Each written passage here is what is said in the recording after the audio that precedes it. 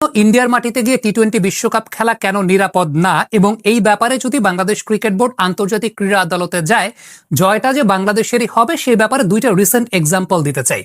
Number 1, খুব recently দিল্লির হাইকোর্টে বাংলাদেশ ক্রিকেট দলকে নিষিদ্ধ করার জন্য একটা পিটিশন দাখিল করা হয়েছে।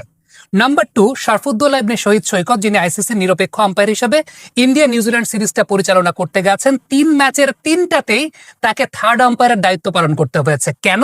কারণটা হচ্ছে নিরাপত্তা সংখ্যা আছে দেখেই তাকে অনফিল্ড আম্পায়ারিং এ করতে দেয়া হচ্ছে না।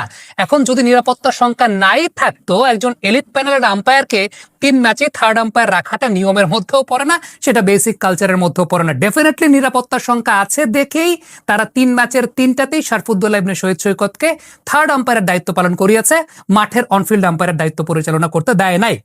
এখন বাংলাদেশ থেকে যে সমস্ত গণমাধ্যমে আসলে আইসিসির সঙ্গে পাঙ্গা নেওয়া ঠিক না, ইন্ডিয়া বাংলাদেশকে একদম খেয়ে দিবে, বাংলাদেশের ক্রিকেট ধ্বংস হয়ে যাবে, বিভিন্ন কথাবার্তা বলার চেষ্টা করছেন বা বলছেন বিভিন্ন সময়ে, একদম প্রকাশ্য দিবালোকে একদম চোখের সামনে ভিজিবল এই ব্যাপারগুলোকে তারা দেখতে পারছেন না।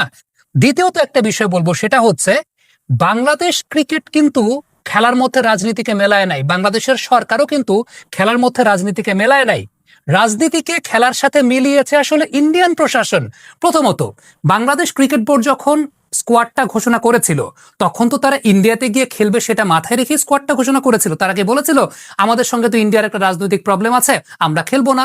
বাংলাদেশের সরকারও বলে নেই, বাংলাদেশের ক্রিকেট বোর্ডও বলে নেই। এটা তো ইন্ডিয়ান গভর্নমেন্ট, এটা ইন্ডিয়ান ক্রিকেট বোর্ড, তারা মোস্তাফিজকে বাদ দিয়েছে। তাহলে এখন তাদের কথার প্রেক্ষিতেই তো আমরা আসলে যেতে চাই না। ইন্ডিয়ান ক্রিকেট বোর্ড মোস্তাফিজকে বাদ দিয়েছে, তাদের কথার প্রেক্ষিতে এখন আমরা যেতে চাই না। তাইলে এই জায়গাটায় আমি আসলে জানি না যে বাংলাদেশ থেকে যারা ওই জায়গাটায় বলার চেষ্টা করছেন যে আইসিসি অনেক বড় অর্গানাইজেশন, ইন্ডিয়ার অনেক বড় আধিপত্য, আমাদের উচিত এই জায়গাটায় আপোষ করে নেয়া, এটা কোন জায়গা থেকে বলছেন? একদিক থেকে ইন্ডিয়ানরাই তো খেলার সঙ্গে রাজনীতিকে মিলিয়েছে, ইন্ডিয়ান প্রশাসনই খেলার সঙ্গে রাজনীতিকে মিলিয়েছে, তারা মোস্তাফিজকে বাদ দিয়েছে। দ্বিতীয়ত, দিল্লির হাইকোর্টে বাংলাদেশ ক্রিকেট দলকে নিষিদ্ধ করার জন্য পিটিশন হয়েছে। আমি এখন কেন যাব আসলে এই জায়গাটায়? যদি আলটিমেটলি আন্তর্জাতিক ক্রীড়া আদালতে বাংলাদেশ যায়, বাংলাদেশ গেলে পরে তো একদম ভিজিবল যে ভাই তোমরাই তো আমারে এখানে বলতেছো নিরাপদ না, তোমরাই আমাকে বলছো নিরাপদ না, তোমরাই এখন আবার বলছো যে আমারে খেলতে হবে। মানে এটা এক মুখে দুই ধরনের কথা হয়ে গেল না? দিল্লিতে এরকম পিটিশন দাখিল হয়েছে হাইকোর্টে বাংলাদেশ ক্রিকেট দলকে নিষিদ্ধ করার ব্যাপারে। আমি কেন যাব? আমি আসলে কেন যাব এই জায়গাটাতে? আমরা তো খেলার সঙ্গে রাজনীতিকে মিলায় নাই। মোস্তাফিজুর রহমানকে যখন আইপিএল এর জন্য তিনি সিলেক্টেড হয়েছেন, আমরা কি মানা করেছিলাম যে ইন্ডিয়াতে খেলতে যেতে দিব না? আমাদের প্রশাসন থেকে কি মানা করা হয়েছিল? না, এটা তো তোমরা ভাই মানা করছো। এখন তোমরা মানা করার পরে এখন আবার মানে এত ধরনের কথাবার্তা আসলে কেন? সো আলটিমেটলি আইসিসির এই যে পলিসির যে ব্যাপার বা এইগুলোর ব্যাপার নিয়ে আলোচনা হচ্ছে, আইসিসি কিন্তু আজকে বিকেলে মিটিং ডেকেছে, একটু পরে মিটিং, এই পুরো ব্যাপারটা নিয়ে আইসিসির প্রতিনিধি দল বাংলাদেশে এসেছে, তারাও সেই ব্যাপারটা নিয়ে কথাবার্তা বলেছে। এখন নানাভাবে নানা কথাবার্তা হচ্ছে, নানা ধরনের কথাবার্তা হচ্ছে, কিন্তু দিন শেষে বাংলাদেশ যদি লজিক্যাল জায়গায় ঠিক থাকে, লজিক্যাল জায়গায় ঠিক থাকলে আন্তর্জাতিক ক্রীড়া আদালত বলে একটা কথা আছে, সেই জায়গাটায় বাংলাদেশের জয় হবেই হবে এবং সেটা অবশ্যম্ভাবী। দেখেন, অনফিল্ডের পর্দায় আমরা একদম জানুয়ারির 11 তারিখ থেকে আপনাদেরকে একটা বিষয় বোঝানোর চেষ্টা করছিলাম। প্রথমত, আপনি যদি থাম্বনেলটা লক্ষ্য করে দেখেন, দেখবেন বাংলাদেশকে ছাড়া বিশ্বকাপ আয়োজন করতে পারবে না আইসিসি। কারণ একটা কর্পোরেট প্রতিষ্ঠানের ডেকোরাম অনুযায়ী একটা দল যারা কিনা আলটিমেটলি পার্টিসিপেশন রাইট আছে, তাদেরকে কিন্তু হুট করে বাদ দেওয়া যায় না, এটা কনস্টিটিউশন ভায়োলেট করে।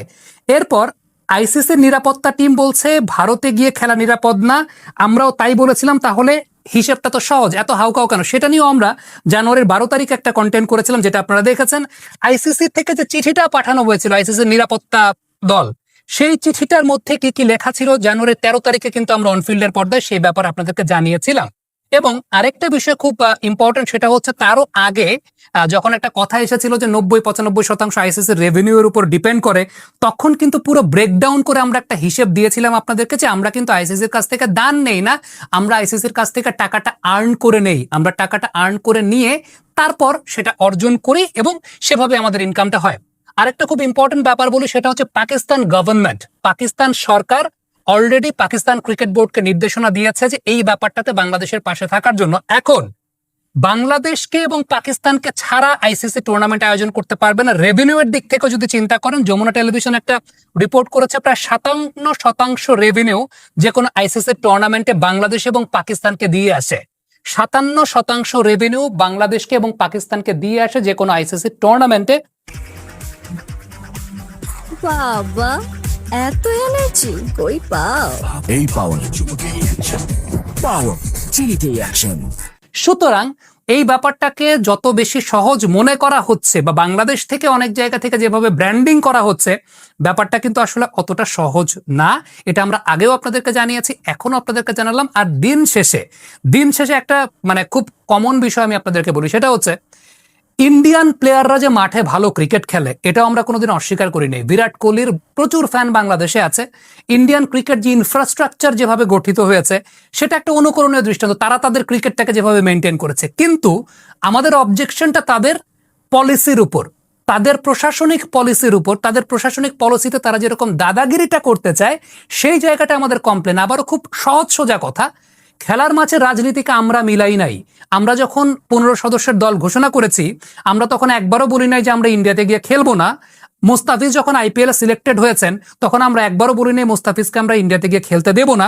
এটা আপনারাই তো বলেছেন, আপনারাই মোস্তাফিজকে আইপিএল থেকে সেই জায়গাটা বাদ দিয়েছেন। এখন আপনারা আইপিএল থেকে বাদ দিয়েছেন, আপনারা শরফুদ্দৌলা ইবনে শহীদ সৈকত সাহেবকে 3 ম্যাচেই থার্ড আম্পায়ারের দায়িত্বে রাখছেন।